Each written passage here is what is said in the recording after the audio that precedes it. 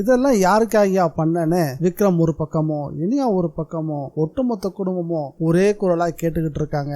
ஆனா எதுக்குமே பதில் சொல்ல தயாரா இல்ல விஷப்பாம்பு சிவம். பொறுத்து பார்த்தாங்க இனியா. இதுக்கப்புறம் இந்த ஆளை இப்படி விடுறது சரியில்லை விக்ரம், நான் கமிஷனருக்கு போன் பண்ணி என்னை கடத்தி வச்சிருந்தது என்னுடைய மாமனார் தான் அப்படின்றத அவர்கிட்ட நானே சொல்றேன் அப்படின்னு சொன்னோம்னா விஷப்பாம்பு சிவத்துக்கு மனசுல கொஞ்சம் பயம் பிடிக்க ஆரம்பிச்சது. இருந்தாலும் அதை வெளியே காட்டிக்காம என்ன மிரட்டி பாக்குறீங்களா அப்படின்னு கேட்டவரு அடுத்த வார்த்தையே அந்த தினதயாளன் சொல்லிதான் நான் இது எல்லாத்தையும் பண்ணேன் அப்படின்னு ஒட்டுமொத்த பழியும் தூக்கி தினதயாளன் தலையிலேயே வச்சுட்டாரு. விக்ரமும் சரி இனியாவும் சரி விஷப்பாம்பு சிவம் சொன்னது உண்மை அப்படின்னு நம்பவும் ஆரம்பிச்சுட்டாங்க. விக்ரமுக்கு ஏற்கனவே தினதயாளன் மேல கடுமையான கோபம் வந்துருச்சு. இப்போ தன்னுடைய அப்பா அந்த வார்த்தையை சொன்னதும் அவருடைய கோபம் பல மடங்கு உயர ஆரம்பிச்சது. இது உண்மை இல்லைன்றத நம்ம ஹீரோ விக்ரம் எப்ப கண்டுபிடிப்பாருன்னு எனக்கு தெரியல. ஆனாலும் தினதயாளனும் தண்டிக்கப்பட வேண்டியவன் தான். கூடிய சீக்கிரம் நம்ம ஹீரோ விக்ரம் போட்ட சபதப்படியே அவனுடைய காக்கி சட்டை கழட்ட போறாருல்ல, அப்போ தினதயாளனுக்கு தெரிய வரணும். மாயா சொல்லி கொடுத்தபடிதான் விக்ரமோட அப்பா தன்னை கோர்த்து விட்டுருக்கான்ற உண்மை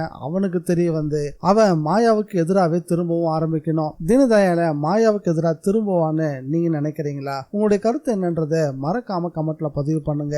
வணக்கம் மக்களே, வெல்கம் டு TNVG ரிவ்யூ. நம்ம சேனலுக்கு நீங்க ஃபர்ஸ்ட் டைம் வந்திருக்கீங்கன்னா மறக்காம சப்ஸ்கிரைப் பட்டனை பிரஸ் பண்ணி நம்ம சேனலுக்கு சப்போர்ட் பண்ணுங்க. அப்படியே இந்த வீடியோக்கு ஒரு லைக்கையும் கொடுத்துருங்க. இன்னி எபிசோட்ல ஹைலைட்டான விஷயமே விஷவள்ளி வாங்கின அந்த 2 அறை தான். இனியா இந்த வீட்டுக்குள்ளே வரமாட்டா அப்படின்னு விஷப்பாம்பு சிவமும் விஷவள்ளியும் கனவு கண்டுட்டு இருந்தாங்க.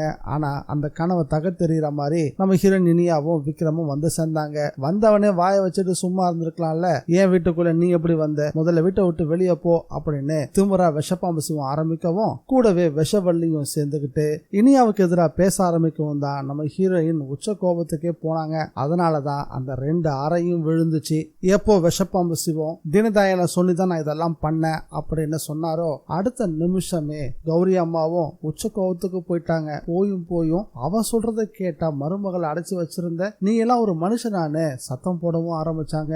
இதுக்கப்புறமும் தன்னோட குடும்பம் இங்க இருந்தா சரிப்பட்டு வராதுன்னு யோசிச்ச விக்ரம், அம்மா எல்லாரும் கிளம்புங்க நம்ம வீட்டுக்கு போகலாம் அப்படின்னு சொல்லவும், இல்லப்பா நீயும் உன் பொண்டாட்டியும் போய் அங்க சந்தோஷமா இருங்க, இனி நாங்க இங்கதான் இருக்க போறோம், இவங்களை தனியா விட்டு தான் இவங்க என்ன பண்றாங்க ஏது பண்றாங்கன்னு எதுவுமே தெரிய மாட்டாங்குது, அதனால இவங்களை ஒரு வழி பண்ணாம நான் விட மாட்டேன், நீ இனி அவ கூட்டிட்டு கிளம்பு அப்படின்னு சொல்லிட்டாங்க. என்ன ஒண்ணு இதை சொல்லும் போது கொஞ்சம் தன்மையா சொல்லியிருந்தா இனியா நிம்மதியா அங்க இருந்து போயிருப்பாங்க. ஏதோ இனியா சண்டை போடுற மாதிரியே தான் இது எல்லாத்தையும் பேசினாங்க. அதுதான் இனியாவுக்கு ரொம்பவே கஷ்டமா போச்சு. அக்ஷயாவும் யாழினியும் விஷயத்தை எடுத்து சொல்லவும் தான் இனியா கொஞ்சம் சமாதானம் அடைஞ்சாங்க. அங்க இருந்து கிளம்பவும் செஞ்சாங்க.